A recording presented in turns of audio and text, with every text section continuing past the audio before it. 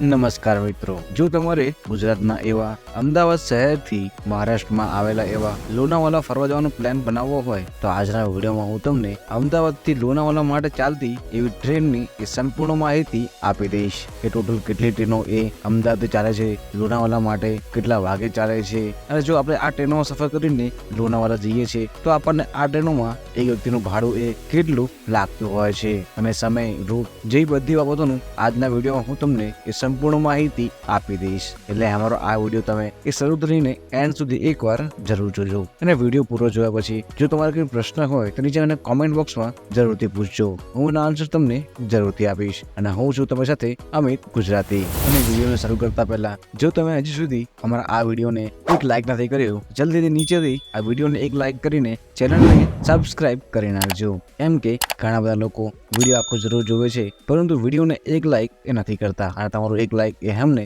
ઘણું બધું મોટિવેશન એ આલતો હોય છે. એટલે જલ્દીથી અમારા આ વિડીયોને એક લાઈક કરીને નીચેથી ચેનલને સબસ્ક્રાઇબ કરી નાખજો. અને જો તમે પણ લોનાવાલા ફરવા જવાનો પ્લાન બનાવો છો અને જો તમારે પણ લોનાવાલાની વન ડે કે 2 ડે ટ્રીપ પ્લાન કરવી હોય તો આજના વિડીયોમાં હું તમને આ અમદાવાદથી લોનાવાલા માટે ચાલતી આવી આ ડાયરેક્ટ ટ્રેનોની એ સંપૂર્ણ માહિતી આપી દઈશ. કેમ કે ઘણા બધા લોકો દર વર્ષે અહીંયા આ લોનાવાલા ફરવા જવાનો પ્લાન બનાવતા હોય છે, પણ જો તમારે પોતાના પર્સનલ વ્હીકલમાં લોનાવાલા ના આવવું હોય તો તમારા માટે આ સૌથી બેસ્ટ ઓપ્શન એ ટ્રેનનો જ રહેતો હોય છે. તેમાં તમે એસીમાં કે નોન એસીમાં સફર કરીને આરામથી અહીંયા લોનાવાલા આવી શકો છો, ને બી ઓછામાં ઓછા ભાડામાં. અને વાત કરું આ ટ્રેનોમાં પહેલી ટ્રેનની તો આ ટ્રેનનું નામ એ પુણે દુરંતો એક્સપ્રેસ રહેતું હોય છે અને આ ટ્રેન એ અમદાવાદથી રાત્રે 10:30 જ ચાલતી હોય છે, જે ટોટલ 7 કલાક અને 32 મિનિટ પછી આપણને એ લોનાવાલા સવારે 6:02 જ પહોંચાડતી હોય છે. એટલે આ ટ્રેન એ તમને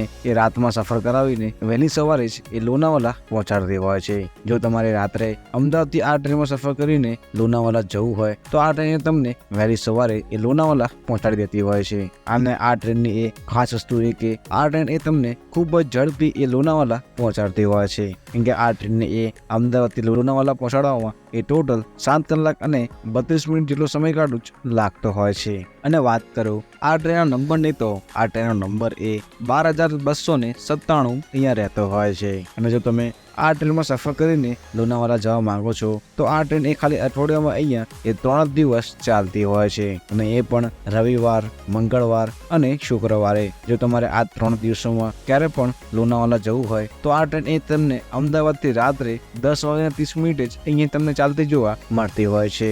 અને જો તમે આ ટ્રેનમાં સફર કરીને અમદાવાદથી લોનાવાલા જાઓ છો કે જો તમારે આ ટ્રેનમાં પૂના જવું હોય તો આ ટ્રેન એ તમને ખૂબ જ ઝડપી એ લોનાવાલા અને પૂના પહોંચાડતી હોય છે. કેમ કે આ ટ્રેન એ ખાલી ગુજરાતમાં એક સ્ટેશન અહીંયા ઊભી રહેતી હોય છે અને એ પણ સુરત. કેમ કે આ ટ્રેનનું એ પહેલું સ્ટેશન એ સુરત આવતું હોય છે, પછી બીજું સ્ટેશન એ વસઈ રોડ આવતું હોય છે અને ત્રીજું સ્ટેશન એ આ લોનાવાલા જ આવતું હોય છે. એટલે આ ટ્રેન એ ટોટલ આ 3 જેટલા સ્ટેશનો ઉપર આ ટ્રેન એ ઊભી અહીંયા રહેતી હોય છે. એટલે તમે આ ટ્રેનમાં સફર કરીને ક્યારે પણ એ લોનાવાલા આવી શકશો. અને જો તમે આ ટ્રેનમાં સફર કરીને એ લોનાવાલા આવો છો તો આ ટ્રેનમાં તમને એ 3 કોચ એ એસી કોચ જોવા મળતા હોય છે. જેમાં વાત કરું ભાડાને તો આ ટ્રેનમાં એ ટોટલ 3 એસીનું ભાડું 1266 રૂપિયા, 2 એસીનું ભાડું 1489 રૂપિયા અને ફર્સ્ટ એસીનું ભાડું અહીંયા 2500 રૂપિયા જ રહેતું હોય છે.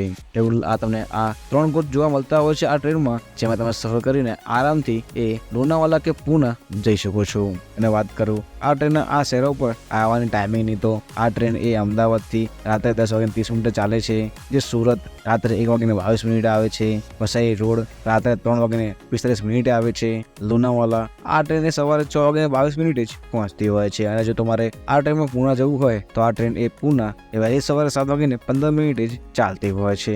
અને આ ટ્રેનની એ એવરેજ સ્પીડ જ 71 કિલોમીટર અને મેક્સ ટુ મેક્સ સ્પીડ એ 130 કિલોમીટરની જ રહેતી હોય છે. એટલે તમે આ ટ્રેનમાં સફર કરીને આરામથી પૂના કે લોનાવાલા આવી શકો છો.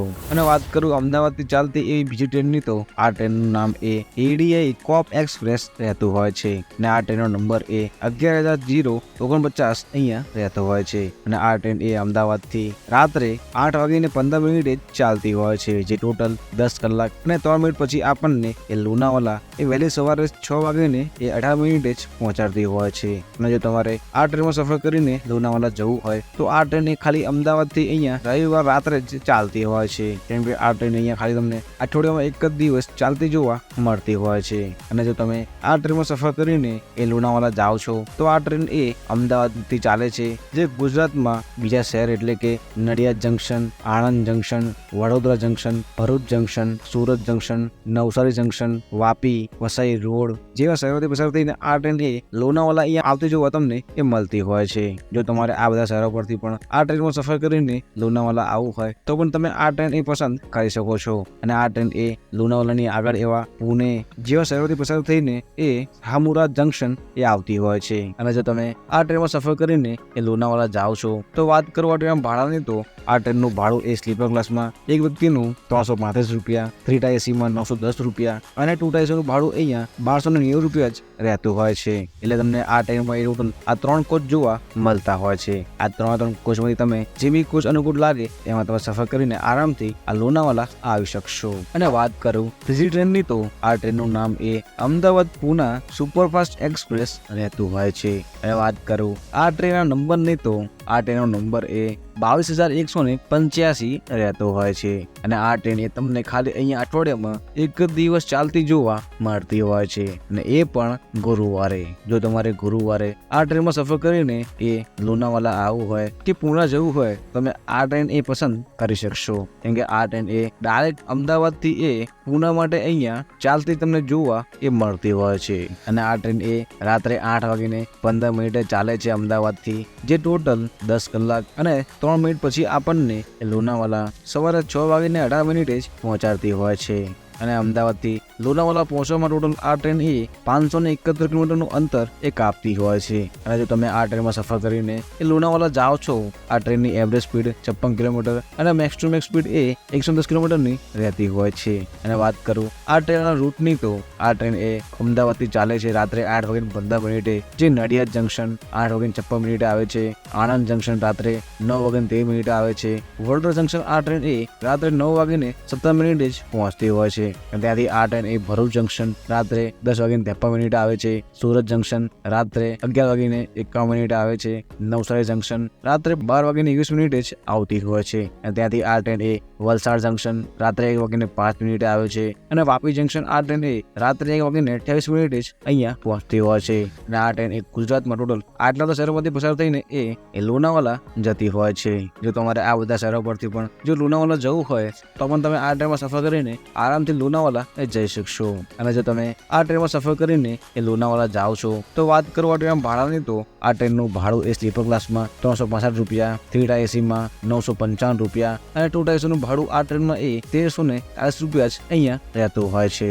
અને વાત કરું બીજી ટ્રેનોની તો જે બધી ટ્રેનો એ અમદાવાદથી ચાલે છે, પરંતુ આ બધી ટ્રેનો એ અમદાવાદના આગળના બધા શહેરોથી એ ચાલતી અમદાવાદ આવતી હોય છે. અને વાત કરું એવી ટ્રેનોની તો આ ટ્રેનોમાં Rajkot SE superfast express train, અને આ ટ્રેન એ અમદાવાદ સવારે 9:40 આવે છે, જે ટોટલ 9 કલાક અને 7 મિનિટ પછી આપણને એ લોનાવાલા સાંજે 7:37 જ પહોંચાડતી હોય છે. અને આ ટ્રેન તમને ખાલી અઠવાડિયામાં અહીંયા ખાલી 3 દિવસ ચાલતી જોવા મળે છે, તે પણ સોમવાર, બુધવાર અને ગુરુવારે. અને બીજી ટ્રેન છે બિકાનેર પુણે સુપરફાસ્ટ એક્સપ્રેસ. અને વાત કરું આ ટ્રેનના નંબરની તો આ ટ્રેનનો નંબર એ 20,475 અહીંયા રહેતો હોય છે. અને આ ટ્રેન અહીંયા એ અમદાવાદ રાત્રે 8 વાગે જ આવતી હોય છે, જે ટોટલ 10 કલાક અને 18 મિનિટ પછી આપણને લોનાવાલા એ વહેલી સવારે 6:18 જ પહોંચાડતી હોય છે. અને આ ટ્રેન એ તમને ખાલી અઠવાડિયામાં એક જ દિવસ ચાલતી જોવા મળે છે, એ પણ સોમવારે. અને વાત કરું આ ટ્રેનમાં ભાડાની તો આ ટ્રેનનું ભાડું એ સ્લીપર ક્લાસમાં એક વ્યક્તિનું 365 રૂપિયા, 3 ટાયર એસીમાં